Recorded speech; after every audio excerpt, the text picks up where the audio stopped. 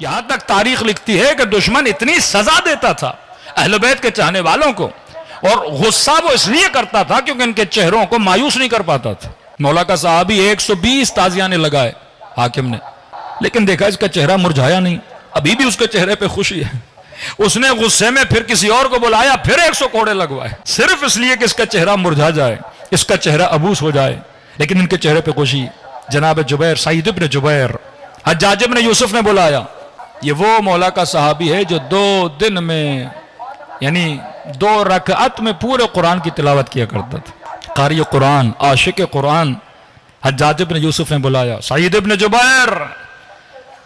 हज्जाज के दरबार में इस जालिम हाकिम के सामने सईद को खड़ा किया गया। कहा बता तेरा नाम क्या है? कहा कि मेरा नाम सईद है। कहा नहीं, बोलो तेरा नाम शकी है। कहा मैं कैसे बोलूं, मेरा नाम रखा गया है सईद। फिर कहा नहीं, तेरा नाम सईद नहीं है, तू शकी है क्योंकि अली का आशिक है। कहा मेरे सवाल का जवाब दे। कहा कौन सा सवाल? कहा ये बता, अली को अफजल मानता है या खुलफा को अफजल मानता है? तो जनाब सईद ने कहा जो अल्लाह की दरबार में अफजल है वही मेरी दरबार में अफजल है, जो अल्लाह की दरबार में कमतर है वो मेरी दरबार में कमतर है। का सीधा जवाब दे, बात को घुमा नहीं, अली को अफजल मानता है या खुलफा को अफजल मानता है? का बता तो रहा हूं, जो अल्लाह की दरबार में अजीज है वो मेरी दरबार में अजीज है, अल्लाह की दरबार में जलील है वो मेरी दरबार में जलील है। का मैं तुझे कत्ल करूंगा। का जिस तरह मुझे कत्ल करोगे अल्लाह करे तू भी उसी तरह मरे। तू क्या समझता है कि तेरी बद्दुआ मुझे लग जाएगी? का मेरा काम है दुआ करना, लगे या न लगे।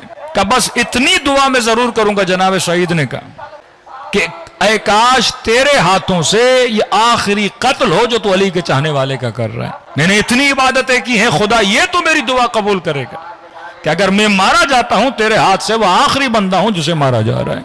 इसने तौहीन ने जनाब सईद करने के लिए कहा कि इसको किबले के रुख खड़ा किया जाए और इसका सर कलम किया जाए। का जैसे किबले की तरफ रुख किया और जब तलवार चलाना चाहते थे, जनाब सईद ने कुरान की आयत पढ़ी, फ़इन्नमा तुवल्लू, कुरान की आयत पढ़ी, फवल्ली वजहक शतर अल मस्जिदुल हराम। जैसे इसने आयत सुनी का इसका सर किबले से हटाओ, दूसरी तरफ जाके इसको ज़बह करो। जनाब सईद को घुमाया, फिर मुस्कुराकर आयत पढ़ी, फ़इन्नमा तुवल्लू फसम्म वजहुल्लाह, जहां भी चेहरा करोगे वहां परवरदिगार आलम है।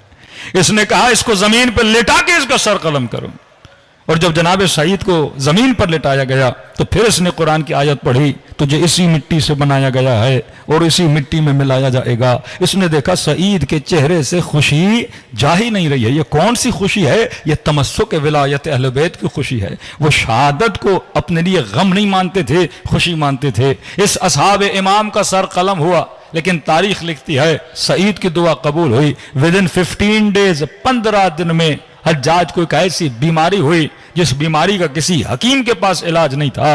अंदर बदन में सर्दी महसूस करता था और बदन के बाहर से गर्मी और जलन महसूस होती थी कि लोग कहते हैं चीख चीख और माली या सईद, ऐ सईद मेरी जान छोड़ते क्यों नहीं, ऐ सईद तुम्हारी बद्दुआ मुझे लग गई है, ऐसी बीमारी है मैं जी नहीं पाता। इसके सिपाही कहते थे यहां सईद नहीं है। कहता नहीं, मुझे ख्वाबों में नजर आता है और उसी बीमारी में यह दुनिया से चला जाता है। एक तरफ वो दुश्मन अली है जो बिलब बिलब के दुनिया से जा रहा है, और दूसरा वो है जिसका सर काटा जा रहा है लेकिन चेहरे पर मुस्कुराहट है। ये खुशी असहाब इमाम हुसैन के पास थी। आज अगर हमारी जिंदगियों में ये खुशी आ जाए, आज ये फरह आ जाए, आज दुनिया में डिप्रेशन का कोई इलाज नहीं है, दुनिया में एंजाइटी का कोई इलाज नहीं है। कितनी साइंस ने टेक्नोलॉजी कर ली, लेकिन हमेशा कोई डिप्रेशन का मरीज है उसे गोली देते हैं कि आप जाके सो जाइए, उसे नशे की गोलियां दी जाती हैं। लेकिन ये फरह अगर हासिल करना चाहते हो, ये फर्श अज़ा इमाम हुसैन से आपको मिलती है। दुनिया की एक कौम बताओ जो रोने के बाद खुश होती हो। ये मकतबे अली ने, अल्लाह ने हुसैन के आंसू में ऐसा सुकून रखा है कि रोने के बाद बड़े से बड़ा बोझ हो इंसान के दिल से उतर जाता है। यानी शिया तरसते हैं रोने के लिए, किस पर? हुसैन इब्न अली पे रोने के लिए। अरे दुनिया हंसाने के पैसे देती है लेकिन ये कौम रोने के लिए तरसती है। ये वो नेमत है जो खुदा ने आपको अता की है। आप कभी इमाम हुसैन की ज़ियारत पे, यकीनन इस मजमे में हर बंदा गया होगा, जब जरिए हुसैन को देखते हो इस खुशी को महसूस किया करो, ये जन्नत वालों की खुशी है। अब मासूम फरमाते हैं अगर चंद चीजों का इंसान ख्याल रखे, फिक्री तौर पर, इबादी तौर पर, अमली तौर पर, अखलाकी तौर पर, तो इंसान कभी डिप्रेशन का शिकार नहीं होगा। दुनिया के पास इलाज नहीं, लेकिन मकतब अहले बैत के पास इलाज है। अगर शुहदाए करबला के तरह खुश रहना चाहते हो तो ये सिफात अपने वजूद में पैदा करो, दुनिया भी आबाद, आखिरत भी आबाद हो जाएगी। सल्लल्लाहु अलैहि मोहम्मद व आले मोहम्मद पर। है।